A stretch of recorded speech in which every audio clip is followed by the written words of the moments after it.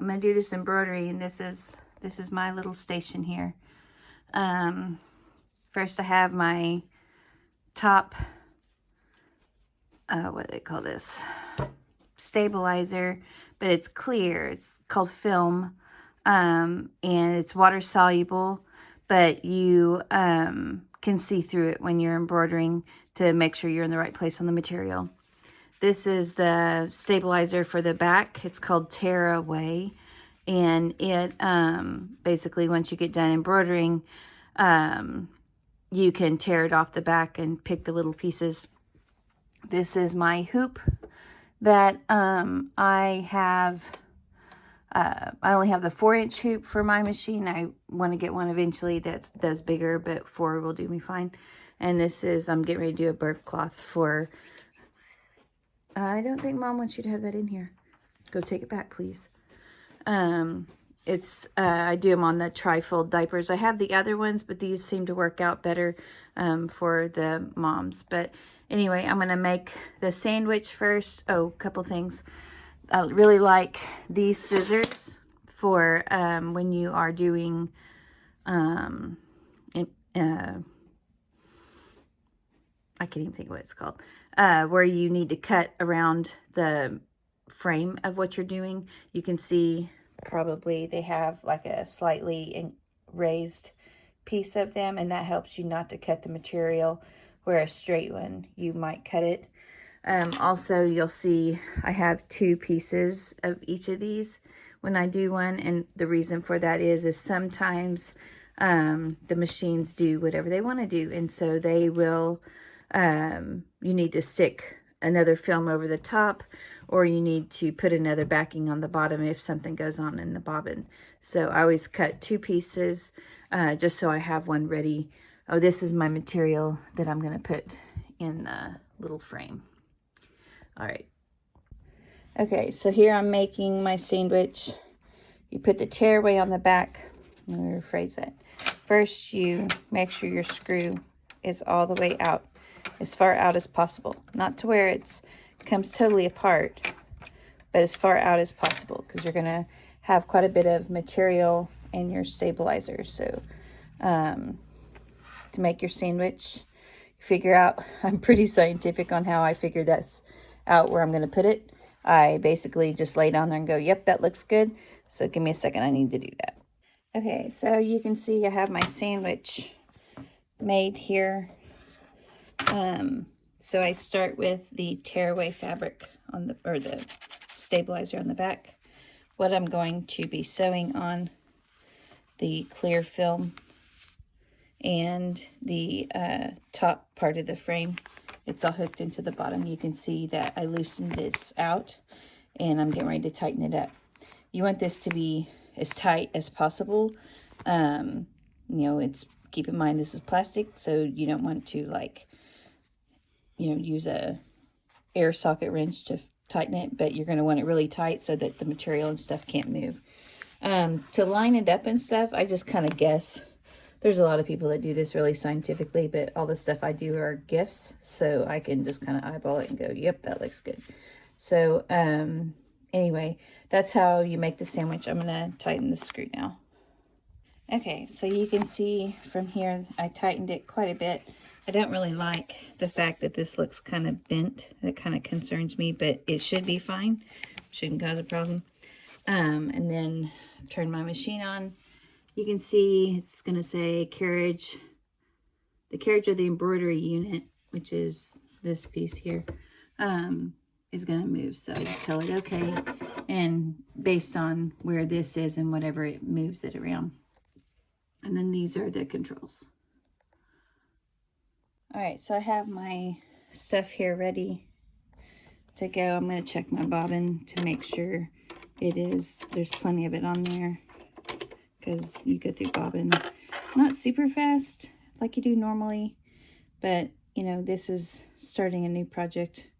I'm probably going to go ahead and replace it because it's getting kind of low. So I'll go ahead and replace that real quick. I'm going to go ahead and feed this in and then snap the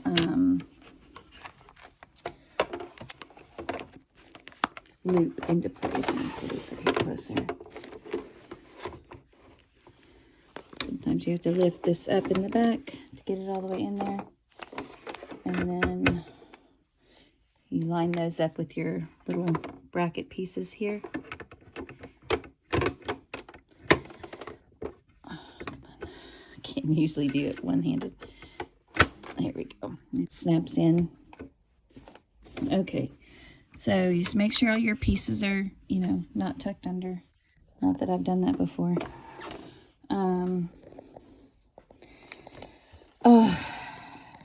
Okay, so I'm going to do a little heart frame with this little material. Okay, so I'm going to do a little heart frame with this little material. Okay, I didn't like that little piece that I had, so I had to go find another one from the same material. But I got told I was sweet by my granddaughter for sharing the little piece with her, so there wasn't big enough. Oh, what do you call them? There wasn't big enough pieces of the flannel that I wanted. I didn't have any mermaid in it. So anyway, okay. So I'm going to first. So this little guy is all the different designs. You can look through them. They're pretty neat. I'll show you kind of what they do. They tell you the colors, and they tell you, like right here is one of 8 colors. You can do color check, and it will tell you, sorry. Oh, that's wrong.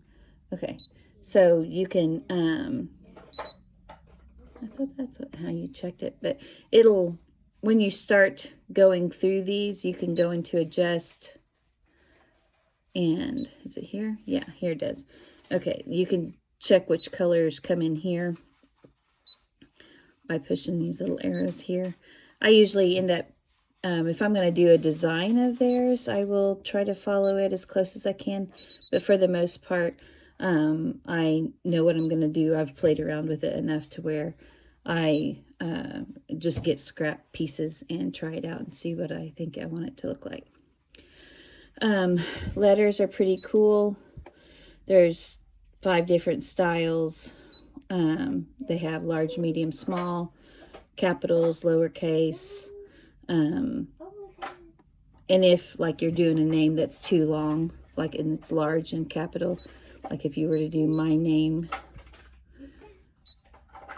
it would pop up and say, oh, it's too big. So you have to go and change like down to medium or maybe even small. So that's that. All right, so I'm not sure what my phone did with the very first one of these I made, so I'm going to make another one.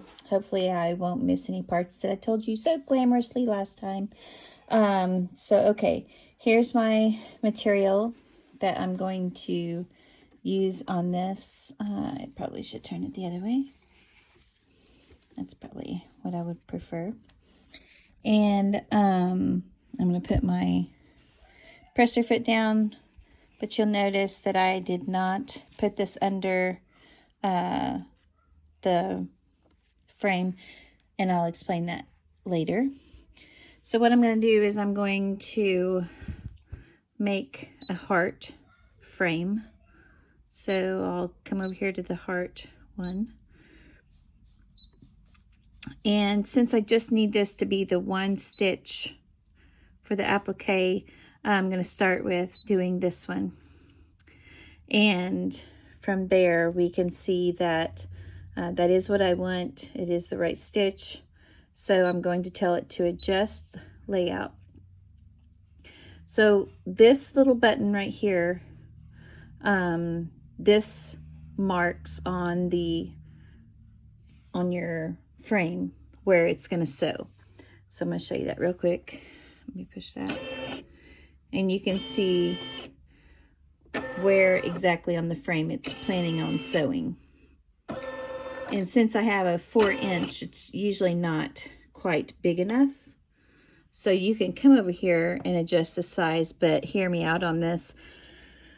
keep track of what your size is in case something catastrophic happens, your stuff pops out of the frame, something breaks, you have to basically start over. Instead of having to totally start over, you might be able to save your stuff. Keep track of what these numbers here are. I usually try to change the size and go as large as it will go, so that all I have to remember is just keep going until it's as large as it will go, which is what I usually do. And then I come over here and I look at the design. It's like, okay, here's where it's going to go. Will that work for what I want?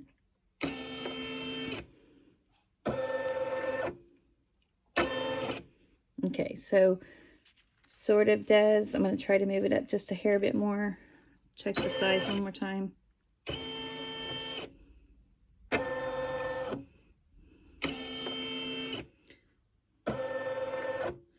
All right, so I'm going to go for it. This red light means that my presser foot's not down. This is where you tell it to go. So I'll put my presser foot down. You can see it turns to green. And with this not being under my frame here, it can go all sorts of crazy if it wants to. So a couple things. Keep track of where your thread is, because you're going to want to cut that in a few minutes. And then I'm going to try to help this stay smooth as much as possible.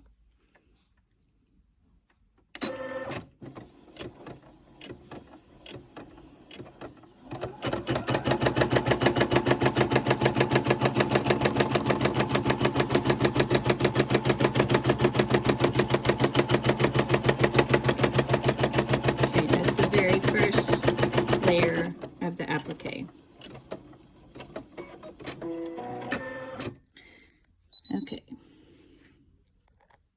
Okay, so with that part done, don't make it difficult. Okay, you can see where the initial outline is. So what I will do next is I will take my little orange pair of scissors here and carefully, I literally can't do this. Let's see. I need a necklace or something that holds this. Clip it with these little scissors right next to the line. Let's see. Zoom.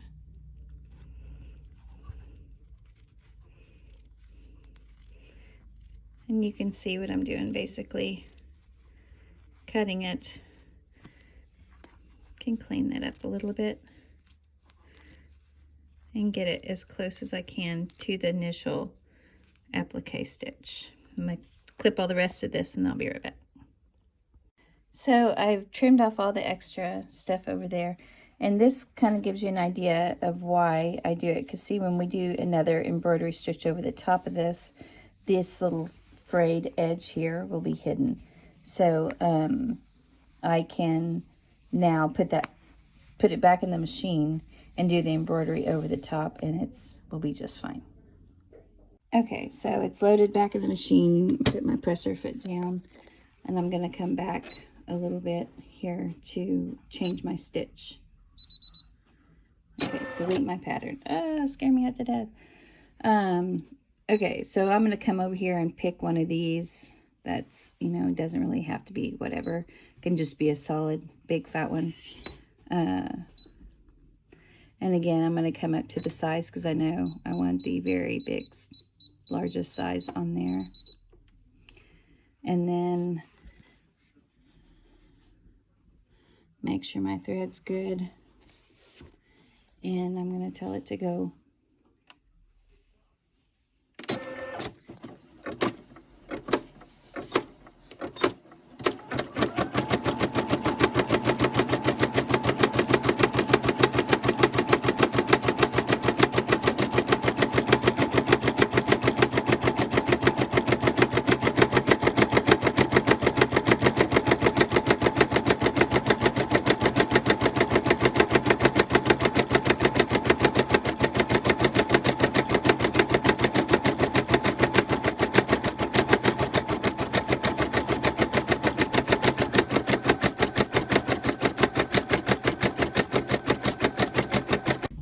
so it's done.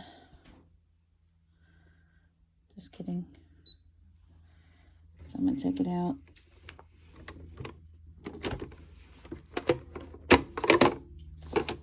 And you can see sometimes it misses places like that. Here there's a couple of places that it missed. Didn't do quite what I wanted it to do, but I can camouflage that. And something I always check when I'm doing this is I come back and I check the back, because sometimes if like a string like this one is hung up, that's probably why those messed up, because it got stuck and it's gonna tear. This is called tear away, so that's why I cut the two pieces that I mentioned previously, that when I get ready to do like the name on this, I'll just slide it in there underneath, and I will I'll slide it in there, and that way it covers it and it won't catch on the underside of my machine. Alright, so I changed my thread to stand out on the design, and I'm going to try to cover the two little mistakes at the top.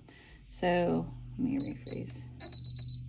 Okay, so I'm going to do letters, and come in here, I'm going to do first letter capital A. Nope, it's too big, so I got to come back and make it medium size. Oops, and it'll let me. Okay, so just because I told it medium size and whatever does not mean that I can't increase the size of it. So in true Lisa fashion, I'm gonna make the letters as big as possible, because I think everybody's as blind as I am.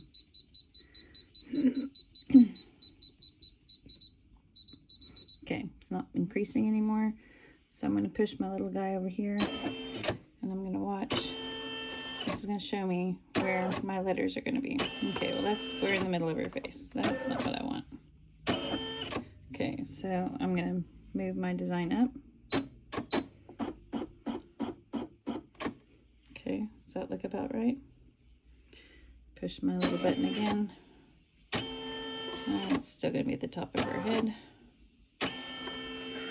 Kind of want it to be... Okay, so...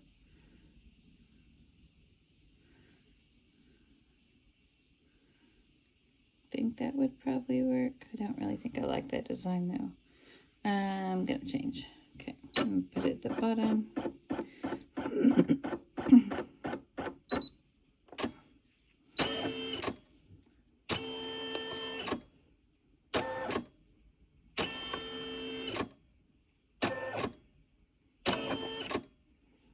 Okay, so I'm gonna move it to the bottom because I think that would work better for my design. But and while the backing, the tearaway is not really messed up on the back of that one, on the bottom, I'm still gonna put in my extras here on the bottom, so, and over the top. Literally, I'm just gonna slide it in here. That way it kind of adds an extra layer of stability for the stitching. And then I'm just going to throw this layer here over the top, maybe. Raise my presser foot up. And just slide it in over the top. Still have the ones in my frame like I wanted, but I, just to make sure that my stitching is all on top of my design. And that's really all the stabilizer on the top does, is your fabric would just absorb the thread. Just like when you sew, you don't really see, your thread goes deep into the material. The stabilizer film on the front makes your stitches and stuff stay on the top, which is what you want for embroidery, applique, stuff like that. Okay, so I can't grab this little pink thread back here. I don't know why.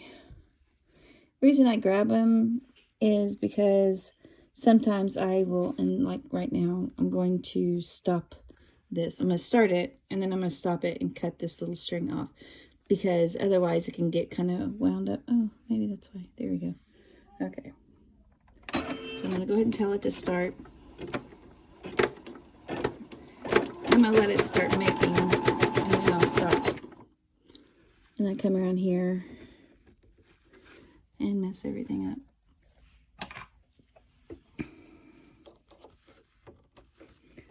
I can't grab it. Okay, so I got that thread. Reason you don't just leave them laying there, the reason I don't most of the time, is because then you have a weird thread somewhere to cut, and it's sometimes can be difficult in trimming around some of your embroidery. So once it gets, I got it cut, now it's going to go back to stitching. And it will be hurting that. Something else I forget to mention is watch your thread. You can tell how your bobbin and stuff's doing if you will just keep an eye on your thread and make sure it's still, you know, spooling like it's supposed to. That's usually I keep watching the design being done, and I stop watching my thread, and then I cause myself problems. So keep an eye on your thread. Alright, so it finished up the name. I have like these little bitty threads to cut in here, and so that's really all the weird threads I have to cut. You can see the film here. The one in the frame is still there, and this one here. Literally, you just pull them off. It tears.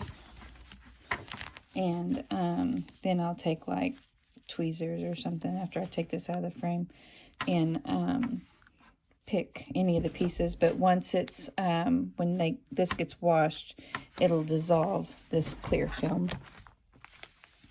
This is the back, what it looks like, and literally it just literally tears off.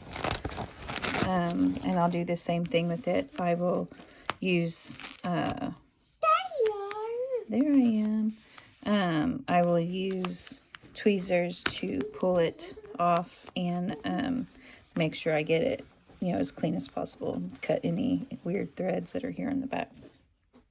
Here's something else I have learned the hard way is embroider what you are going to on your material before you sew it all pretty, because if I attach this first and put a ribbon on it and all this stuff, and I go then I embroider it and it messes up on the embroidery part, then my whole project is scrapped. So I've learned embroider first on the piece of material before you put all your pieces together, and then if something happens, you're just out this piece. You're not out the entire ribbon and flannel and all that other stuff.